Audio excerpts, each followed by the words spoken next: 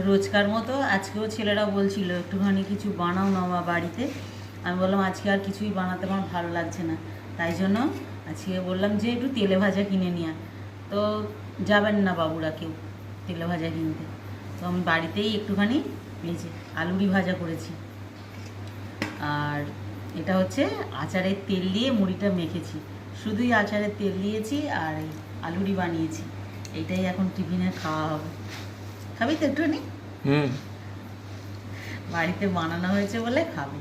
আর বিশেষ করে এই আচারের তেল দিয়ে মুড়ি মাখলে না সত্যি মুড়িটা খেতে খুব ভালো লাগে, তাই জন্যই খাবে।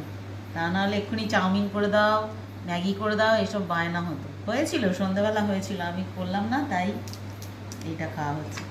আর এই আলুরি অনেক দিন খাওয়াও হয়নি। বাড়িতে আলুরি করলে না একটুখানি মনের মতো করে করা যায়, বেশ মুচমুচে হয়েছে। চলো এখন এইটাই খাওয়া হোক। দারুণ হয়ে যায়।